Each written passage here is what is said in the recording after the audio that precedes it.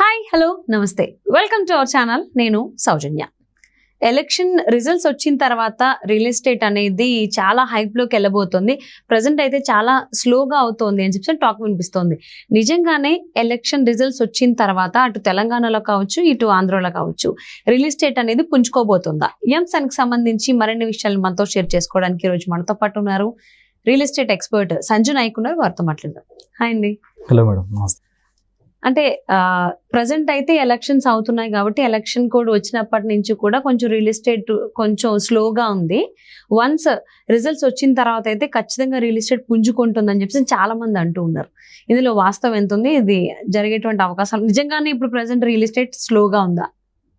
So real estate గురించి last 9 months నుంచి 6 months నుంచి ఒకటే నడుస్తుంది. ఏంటంటే ఎలక్షన్ తర్వాత రిజల్ట్ వచ్చిన తర్వాత రేట్స్ పెరుగుతాయి, ల్యాండ్ వాల్యూస్ పెరుగుతాయి, మార్కెట్ వాల్యూస్ పెరుగుతాయి అని చెప్పి చాలామంది చెప్తున్నారు.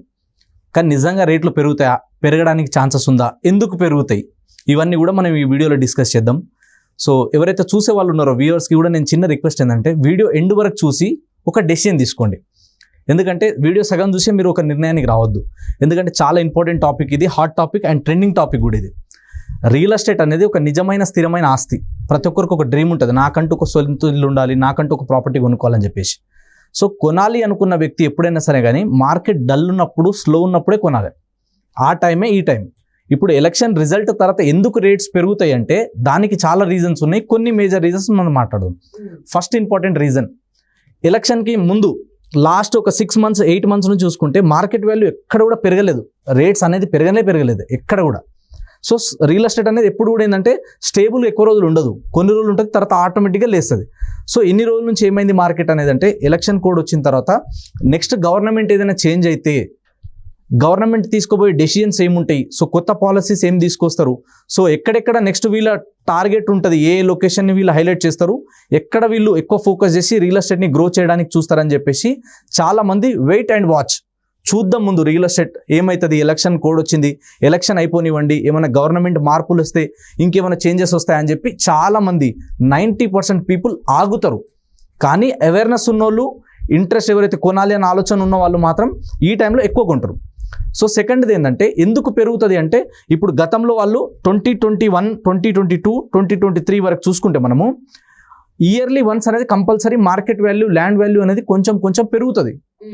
అక్కడ ఏరియాలో డెవలప్మెంట్ని బట్టి మార్కెట్ వాల్యూ అనేది కంపల్సరీ పెరుగుతుంది. కానీ ఎప్పుడైతే 22లో ఒకటేసారి 2 సంవత్సరాలలో పెంచాల్సిన ఇన్కమ్ని ఒకటేసారి పెంచడం జరిగింది. ఎందుకు? రేట్స్ అనేది ఒకటేసారి పెంచడం వల్ల గవర్నమెంట్కి ఎక్కువ ఆదాయం వస్తుంది. నేను చాలాసార్లు చెప్పిన రియల్ ఎస్టేట్ తర్వాత ట్రాన్స్పోర్ట్ తర్వాత లిక్కర్, ఈ మూడిట్లో వచ్చేంత ఇన్కమ్ గవర్నమెంట్కి దేంట్లో రాదు. మీరు చెక్ చేసుకోండి కావాలంటే. ఒక్క మాటలో చెప్పాలంటే గవర్నమెంట్ని ఏలుతున్నదే ఈ 3 ఇండస్ట్రీలు. సో అంత ఇన్కమ్ ఉంటుంది. సో అలాంటప్పుడు రియల్ ఎస్టేట్ అనేది ఎక్కువ ఇన్కమ్ ఉంటుంది.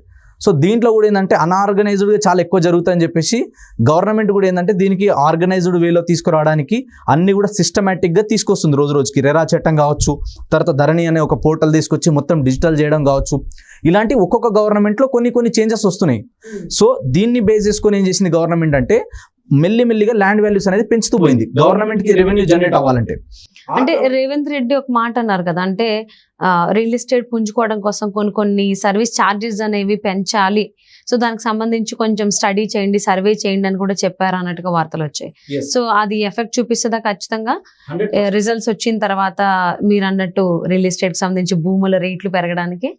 ఖచ్చితంగా పెరుగుతాయి. సో ఇప్పుడు 2 సంవత్సరాల కంటే ముందు వీళ్ళు బాగా పెంచేశారు. సో ఇప్పుడు కొత్త గవర్నమెంట్ చేంజ్ అయిన తర్వాత సో వీళ్ళకి కూడా ఇప్పుడు ఇన్కమ్ రావాలంటే, వీళ్ళు ఇచ్చిన హామీలన్నీ నెరవేరాలంటే ఖచ్చితంగా అమౌంట్ జనరేట్ అవ్వాలి. ఇన్కమ్ జనరేట్ అవ్వకపోతే ఇవన్నీ వీళ్ళు చెప్పిన హామీలు చేయడం కూడా చాలా ఇబ్బంది అవుతుంది.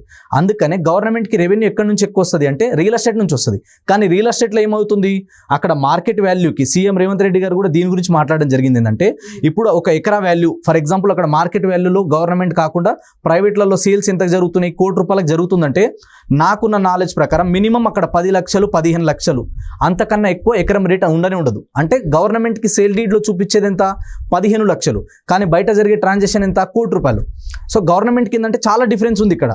అందుకని చెప్పేసి గవర్నమెంట్ ఏం చేస్తుంది, ఈ ల్యాండ్ వాల్యూస్ అనేది పెంచినాం అనుకోండి, 15 లక్షలు కాస్త 30 లక్షలు అయితే గవర్నమెంట్కి ఈరోజు ₹2 వచ్చే బదులు ₹4 వస్తాయి కదా. ఇంకా సో అలా అని చెప్పేసి మార్కెట్ వాల్యూ పెంచడానికి, తర్వాత వచ్చేసి రిజిస్ట్రేషన్ ఛార్జెస్ పెంచడానికి. సో ఇంతకుముందు మనకి ఎంత ఉండే 5%, 6%, ఇప్పుడు 7.5% ఉంది. సేల్ డీడ్కి ఒకలాగా ఉంది, గిఫ్ట్ డీడ్కి ఒకలాగా ఉంటుంది, సో మనకి ఎంఓయూలకు ఒకలాగా ఉంటుంది, తర్వాత ఏజీపీఏకి ఒకలాగా ఉంటుంది.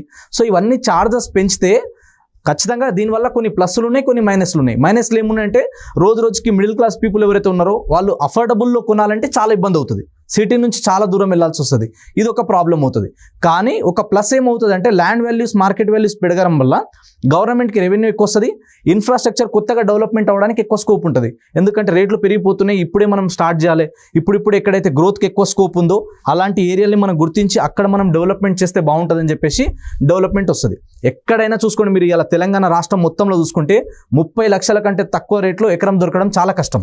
సో అంత రేటు ఉన్నప్పుడు ఇంకోటి గవర్నమెంట్ కూడా ఏం చేస్తుందంటే, ఇప్పుడు మీ అందరికీ తెలుసు already urban Telangana, rural Telangana, so semi urban Telangana అంటే హైదరాబాద్ అంతా కూడా అర్బన్, సెమీ అర్బన్, రూరల్గా ఇట్లా 3 పార్ట్స్గా డెవలప్ చేయాలంటే ఎక్కడైతే ల్యాండ్స్ ఎక్కువ ఉన్నాయి గవర్నమెంట్కి అండ్ ఎక్కడైతే ఎక్కువ గ్రోత్కు ఎక్కువ ఆపర్చునిటీస్ ఉన్నాయో అలాంటి ఏరియాలో ఎక్కువ డెవలప్మెంట్ తీసుకురావాలి. ఈ ఏరియా మొత్తం డెవలప్మెంట్ చేయాలంటే ఇన్కమ్ కావాలి. కాబట్టి ఖచ్చితంగా ఇప్పుడు సార్ ఏదైతే చెప్పారో సీఎం గారు, ఆ చెప్పిన లెక్క ప్రకారం నెక్స్ట్ 10 yearsలో అద్భుతమైన రేట్స్ అనేది పెరుగుతుంది. సో రియల్ ఎస్టేట్ అనేది ఎలక్షన్ తర్వాత పెరగడానికి ఎక్కువ ఛాన్సెస్ ఉన్నాయి. ఇంకొక గుడ్ న్యూస్ అని చెప్పొచ్చు, కొందరికి బ్యాడ్ న్యూస్ అని కూడా చెప్పొచ్చు. లాస్ట్ 2 days నుంచి రిజిస్ట్రేషన్ సర్వర్ కూడా మొత్తం ఇప్పుడు రావడం లేదు, అది కూడా వర్క్ చేయట్లేదు, సర్వర్ అంతా బిజీ వస్తుంది. ఎందుకు అంటే ఎలక్షన్ తర్వాత కానీ దానికి ముందు కూడా ఇంకా ఛాన్సెస్ ఉన్నాయి. ఇప్పుడు దీనివల్ల ఏమవుతుంది, ఎక్కడెక్కడ ఎంత రేట్ నడుస్తుందో మొత్తం గవర్నమెంట్కి ఒక లెక్క తెలిస్తే దాన్ని బేస్ చేసుకొని ఎంత పెంచితే మంచిది, ఎంతవరకు పెంచవచ్చు మనం, ఇది ఒక అంచనాకు వస్తుంది. సో దీనివల్ల నెక్స్ట్ రియల్ ఎస్టేట్లో 10 years అనేది అద్భుతంగా ఉంటుంది. కాబట్టి ఇన్వెస్ట్మెంట్ చేయాలనుకున్న వాళ్ళు ఈ టైంలో కొని పెట్టుకుంటే ఒక 5-10 yearsలో అద్భుతమైన రిటర్న్స్ అనేది వస్తుంది. ల్యాండ్ వాల్యూస్ పెరుగుతాయి కానీ తగ్గదు. ఎవరన్నా రేట్లు తగ్గిపోతాయి, పడిపోతుంది, రియల్ ఎస్టేట్ ధమాల్ అవుతుంది అంటే మాత్రం అది భ్రమ. మీకు 2 చేతులు జోడించి చెప్తున్నా, ఆ భ్రమలో నుంచి బయటికి రండి.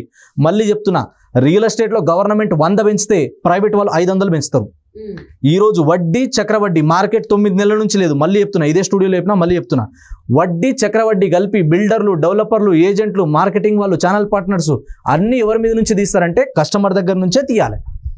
కాబట్టి ల్యాండ్ కొన్నోళ్ళు ఇప్పుడు మీరు 1 కోటి రూపాయలకు కొన్నారు మేడం, 90 లక్షలకు అమ్ముతారా? అమ్మరు కదా, ఖచ్చితంగా రేట్ ఎక్కువ పెట్టి అమ్ముతారు కదా.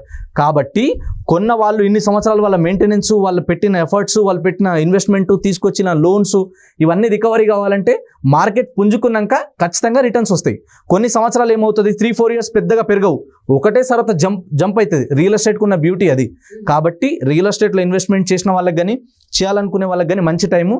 ఇంకా చూద్దాంలే తగ్గిపోతాయి అనుకునే ఆ ఆలోచన ఉంటే మాత్రం దయచేసి అది రాంగ్. అది ఈరోజు నేను పేపర్లో ఆర్టికల్ చదివిన, హైదరాబాద్లో మినిమం ఎక్కడ తీసుకున్నా కూడా పర్ ఎస్ఎఫ్టీ కన్స్ట్రక్షన్లో తీసుకుంటే, అపార్ట్మెంట్ హై రేంజ్లలో ఎక్కడన్నా హై రేంజ్లో తీసుకుంటే 5,000 అండ్ అబోవ్ ఉందంట పర్ ఎస్ఎఫ్టీ. 5,000 కంటే బిలో దొరకడం చాలా కష్టం అంట. సో దీన్ని బట్టి మీరు అర్థం చేసుకోవచ్చు.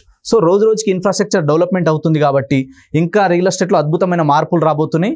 సో పెట్టుబడి పెట్టిన వాళ్ళకి అద్భుతమైన రిటర్న్స్ వస్తాయి, కొనాలనుకునే వాళ్ళకు కూడా ఇదే మంచి టైం. ఇంకో 10 ఏళ్ల తర్వాత మీకు 10,000కి తులం బంగారం దొరుకుతుందేమో కానీ 10,000 గజం భూమి దొరకడం సిటీ సరౌండింగ్ 100 కిలోమీటర్లో చాలా కష్టం అవుతుంది.